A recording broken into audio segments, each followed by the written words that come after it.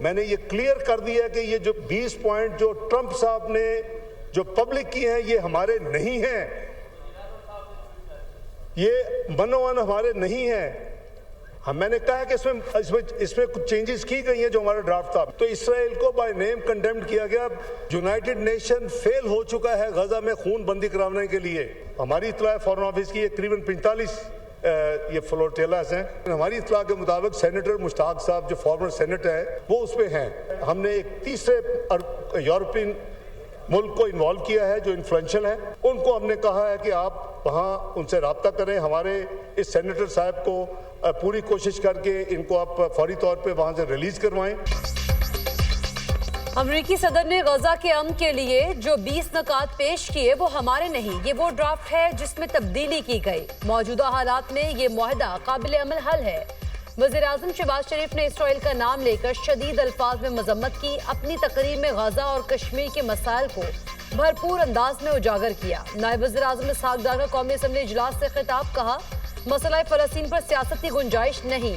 فلسطین کے بارے میں پاکستان کی وہی پالیسی ہے جو قائد اعظم کی تھی. اقوام متحدہ اور دوسرے عالمی ادارے غزہ میں امن قائم کرنے میں ناکام ہو چکے. گلوبل فلوٹیلا سے زیر حراست سابق سینیٹر مشتاق احمد کی رہائی کے لیے 62 یورپی ممالک سے رابطہ کیا ہے. سعودی عرب سے دفاعی معاہدہ ہماری خوش قسمتی ہے. یہ ایک دم نہیں ہوا. پاکستان سے اور ملک بھی دفاعی معاہدہ کرنا چاہتے ہیں. یہ ایک نیا نیٹو یا ایسٹرن نیٹو بن جائے گا. دہائیوں سے ہمارا اللہ کے فضل و کرم سے جو سعودی عربیہ کے ساتھ تعلق ہے وہ سب کو ڈھکا چھپا نہیں ہے. تو یہ جو معاہدہ ہے یہ کوئی آنن فانن نہیں ہوا اور اس میں کیٹیگورک ہے کہ اگر ایک ملک پہ کو حملہ ہوگا تو یہ تصور ہوگا کہ دوسرا ملک ایز اف کہ دوسرے ملک پہ بھی ہوا ہے. سوال یہ ہے کہ جب آپ اتنی بڑی ڈیسیجن لینے جا رہے ہیں آپ اس پارلیمنٹ سے تجاویز لیتے.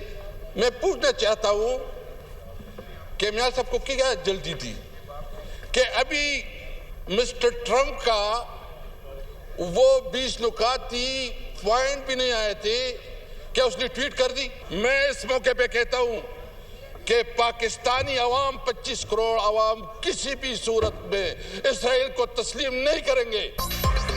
حکومت نے فلسطین بارے فیصلہ سازی میں پارلیمنٹ سے مشورہ نہیں کیا. اس معاملے پر پارلیمنٹ سے تجاویز لینی چاہیے تھی. اسد قیصر کا شکوہ قومی اسمبلی میں اظہار خیال کرتے ہوئے کہا نائب وزیر اعظم نے جو تفصیل بتائی وہ خود بھی کنفیوز نظر آئے. ٹرمپ کے 20 نکات نہیں آئے تھے تو وزیر اعظم نے پہلے ہی ٹویٹ کیوں کیا. قوم کے جذبات مجروح کرنے پر معافی مانگے. فلسطینیوں کی آمادگی تک کوئی معاہدہ قبول نہیں. سیکیورٹی فورسز کا بلوچستان کے ضلع شیرانی میں انٹیلیجنس بیسڈ آپریشن. شدید فائرنگ کے تبادلے میں بھارتی سپانسرڈ 7 دہشت گرد جہنم واصل مارے گئے. دہشت گرد تخریب کاری میں ملوث تھے. ہلاک دہشت گردوں کے قبضے سے اسلحہ گولہ بارود اور دھماکہ خیز مواد برآمد. ISPR کے مطابق پاکستان بھارتی سرپرستی میں ہونے والی دہشت گردی کے مکمل خاتمے کے لیے پرعزم ہے. دہشت گردی میں ملوث ملزمان کو انصاف کے کٹہرے میں لایا جائے گا. صدر اور وزیر اعظم کا فتنہ الخوارج کے 7 دہشت گردوں کو جہنم واصل کرنے پر سیکیورٹی فورسز کو خراج تحسین. اپنے پیغام میں کہا دہشت گردی کی آفریت کو جڑ سے اکھاڑ پھینکیں گے. ملک سے دہشت گردی کے مکمل خاتمے کے لیے پرعزم ہے. وفاقی وزیر داخلہ محسن نقوی کی دہشت گردوں کے خلاف کامیاب آپریشن پر فورسز کی ستائش. کہا قوم دہشت گردی کے خلاف جنگ میں سیکیورٹی فورسز کے شانہ بشانہ کھڑی ہے. اس میں کیا کوئی شک ہے کہ سعودی عرب کے ساتھ دفاعی معاہدہ اس ادارے کے یا اس ادارے کے سربراہ کے بغیر ممکن ہو سکے؟ اس وقت عروج پہ ہے پاکستان کی ڈپلومیسی، پاکستان کی سفارتکاری.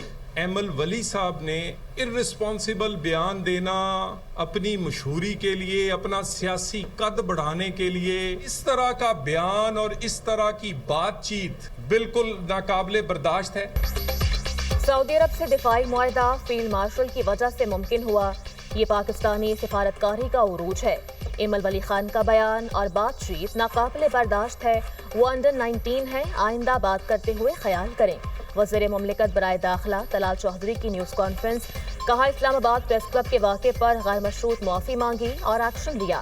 پریس کلب کے تقدس کی پامالی کا کسی کو اختیار نہیں، واقعے میں ملوث افراد کے خلاف کارروائی ہوگی۔ کل جو واقعہ ہوا ہے، وقت کو ضائع کیے بغیر فوری طور پہ وزیر داخلہ کے کہنے پہ میں پریس کلب گیا، معافی، غیر مشروط معافی مانگی ہے، اور ہم سوچ بھی نہیں سکتے کہ اس طرح کا واقعہ دوبارہ ہو۔ اس کے تدارک کے لیے جو پریس کلب اور آپ کے جتنی بھی تنظیمیں ہیں اس کی جو گائیڈ لائنز ہوں گی، وزیر داخلہ نے کہا ہے کہ اس کے مطابق اس کو حل کر دیا جائے گا اور اقدامات کیے جائیں گے۔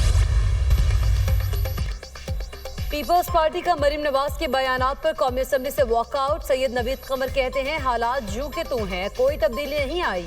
حکومت نے ٹیم بھیجی تھی جس سے مذاکرات ہوئے، ہمیں یقین دہانیاں کرائی گئی، لیکن عملی طور پر کچھ نہیں ہوا۔ پیپلز پارٹی کے ناراض اراکین وزراء کے منانے پر ایوان میں واپس آ گئے۔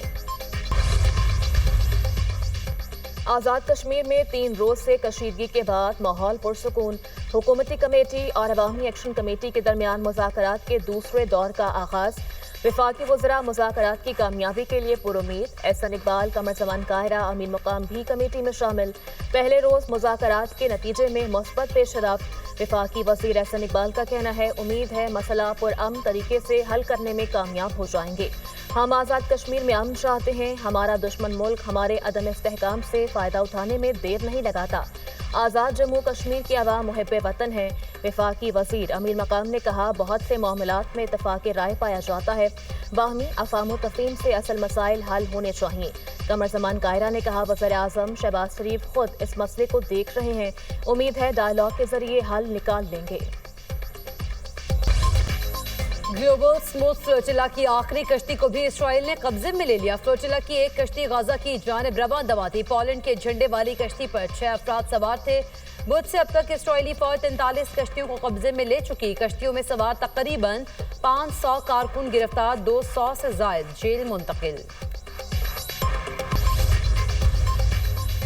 گلوبل فلوٹیلا پر کارروائی، دنیا اسرائیل سے ناراض، کئی ملکوں میں اسرائیل کے خلاف مظاہرے اور ریلیاں۔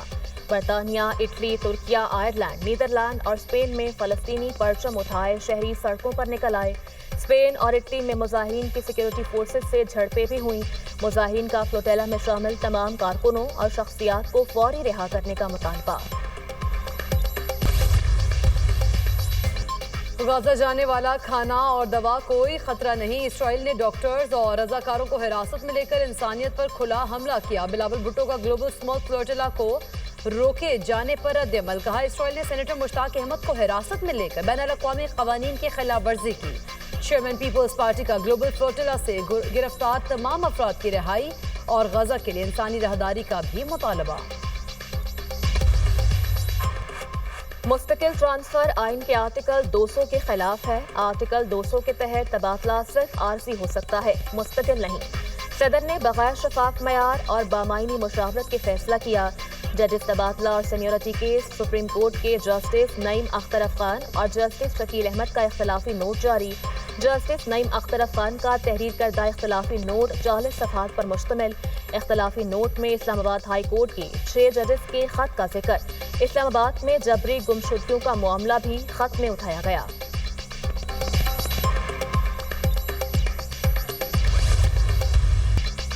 اسلام آباد اور راولپنڈی میں تیز ہواؤں کے ساتھ بارش، کئی علاقوں میں ژالہ باری، پشاور میں بھی بارش اور ژالہ باری، خانپور ہزارہ اور گرد و نواح میں بادل خوب برسے، ژالہ باری سے موسم میں خنکی آ گئی۔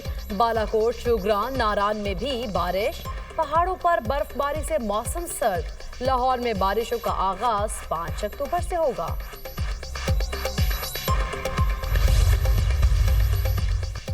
وزیر اعظم شہباز شریف کی سعودی عرب، برطانیہ اور امریکہ کے کامیاب دورے کے بعد وطن واپسی۔ اسپیکر قومی اسمبلی سردار ایاز صادق اور وفاقی وزیر داخلہ محسن نقوی نے نور خان ایئر بیس پر استقبال کیا۔ شہباز شریف نے سعودی عرب کے ساتھ تاریخی دفاعی معاہدہ کیا۔ UN کی جنرل اسمبلی سے خطاب میں مسئلہ کشمیر اور فلسطین کو اجاگر کیا۔ امریکہ کے دورے کے دوران امریکی صدر ڈونلڈ ٹرمپ اور اسلامی ممالک کے رہنماؤں سے ملاقاتیں بھی کی۔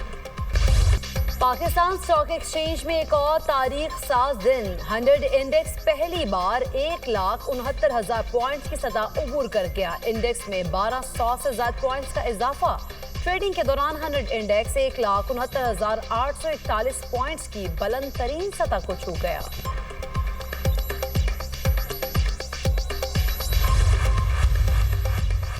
पंजाब में अब कोई सियासी तैनाती नहीं होती, सिफारिश का मुकम्मल खात्मा कर दिया। वज़ीर आला पंजाब से national security and war course के शुरा फैकल्टी मेंबर्स की मुलाकात। मरीम नवाज ने वक्त का खैर मकदम किया। मरीम नवाज ने कहा, हुक्मरान का हर फैसला अवाम की जिंदगी पर असरअंदाज होता है। वज़ीर आला पंजाब ने फील्ड मार्शल आसिम मुनीर और दीगर अस्करी क़यादत को खराज तहसीन पेश किया। ऑपरेशन बुनियानु मरसूस की कामयाबी पर मुबारकबाद। मरीम नवाज ने वफ़द को हुकूमत पंजाब के इख्तराई और तारीखी प्रोजेक्ट से आगाह किया। शुरा के सवालात के खुशदिली से जवाब दिए।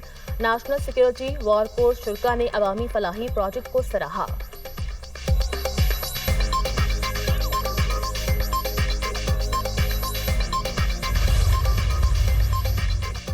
सैलाब से नुकसानात का दुरुस्त तखमीना लगाने के लिए आलमी मालियाती इदारों से मदद तलब। आलमी बैंक, एशियाई तरक्याती बैंक, यूरोपीय यूनियन और अक़वाम मुत्तहिदा के तरक्याती प्रोग्राम को खत। दुरुस्त तखमीना लगाने के लिए आलमी इदारों से तकनीकी माहिरीन की टीम के लिए दरख्वास्त की गई। IMF को सैलाब के बायस नुकसानात के तखमीने पर रिपोर्ट दोबारा पेश की जाएगी।